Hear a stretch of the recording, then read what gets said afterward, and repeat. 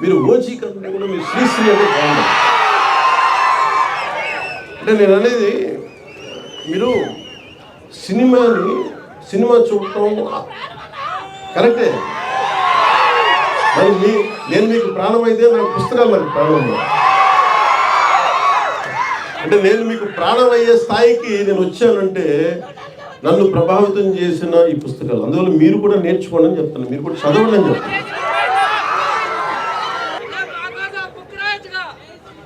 అంత జ్ఞానం ఉండి వాడికి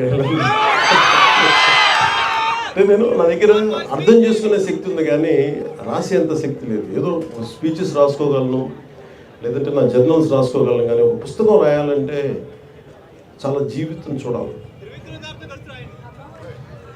అలా నాకు సహకారం తీసుకొని రాయడం ఇష్టం. వస్తే రాస్తే సొంతగా రాస్తాం, లేదంటే అంటే యుద్ధం ఎప్పుడు ఒకలే చేయాలి. అక్షర యుద్ధం ఒక్కళ్ళ ఆలోచించే మొత్తం మదనం అక్కడి నుంచే రావాలి.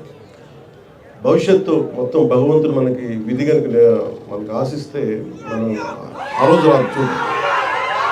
కానీ నా కోరిక ఏంటంటే సూర్యరాయేంద్ర నిఘంటు పిఠాపురం మహారాజు గారు ఆయన రాశారు. ఆయన డబ్బులు ఇస్తే మన ఒక 6 వాల్యూమ్స్ 7 వాల్యూమ్స్. సో సూర్యరాయేంద్ర నిఘంటుని తిరిగి పునర్ముద్రణ జరగాలని నేను చాలా సంవత్సరాలుగా ప్రయత్నం చేస్తాను. మనోహర్ నాయుడు గారికి కూడా తెలుసు. దానికి కొంత డబ్బు ఇద్దామంటే ఏమైపోయింది, మళ్ళీ కూర్చొని కొత్త దాన్ని ఎడిటోరియల్ టీం రావాలి, చాలామంది భాషా శాస్త్రవేత్తలు కావాలి. అందుకని వాటిని ఏం చేస్తున్నామంటే ఇప్పుడు మొన్న గౌరవ ముఖ్యమంత్రి చంద్రబాబు నాయుడు గారి దృష్టికి కూడా తీసుకెళ్ళాం మన దీంట్లో. సో ఈరోజు మన ఏదో మాట్లాడుతున్న దాదాపు 1,40,00,000 1,70,00,000 దాకా అవుతుందని చెప్తా ఉన్నారు చేయడానికి. సో నేను అనుకుంటుంది నేను ఒక 3వ వంతు నేను భరిస్తాను. అలాగే కేంద్ర ప్రభుత్వం రాష్ట్ర ప్రభుత్వం సహకారం తీసుకొని, అంటే సూర్యరాయేంద్ర నిఘంటు ఎందుకు అవసరం అనడానికి ఇందాక నేను మిస్ అయిపోయింది. మన మాల్కమ్ ఎక్స్ది అంటే అతను డిక్షనరీ చదివి మహాజ్ఞాని అయిపోయాడు, మా గొప్ప వక్త అయిపోయాడు, సివిల్ రైట్స్ లీడర్ అయిపోయాడు. అట్లాగా డిక్షనరీ చాలా చాలా కీలకం. సో డిక్షనరీస్ మీరు చదవండి.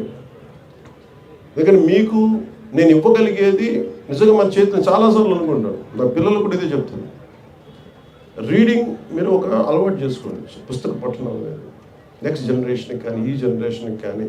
ఎంతసేపు టీవీలు చూస్తాం, ఎంతసేపు ట్విట్టర్ మీద ఉంటాం, ఎంతసేపు సోషల్ మీడియా చూస్తాం.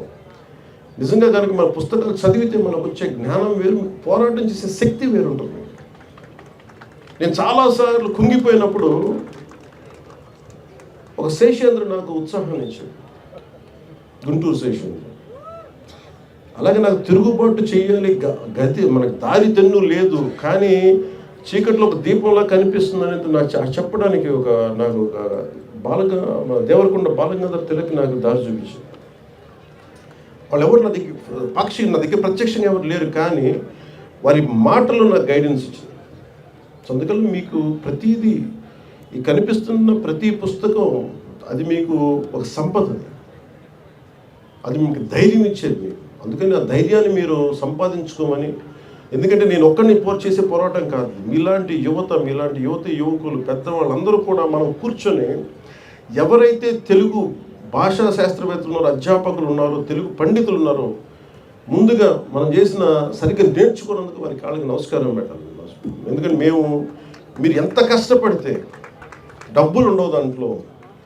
తెలుగు అధ్యాపకులు కావాలంటే డబ్బులు ఉండాలి. మొన్న ఈ మధ్యన స్కూల్లో కూడా చెప్పారు, అధ్యాపకులు హైయెస్ట్ పెయిడ్ వ్యక్తులు అవ్వాలి, జీతాలు వాళ్ళకి ఎక్కువ ఉండాలి.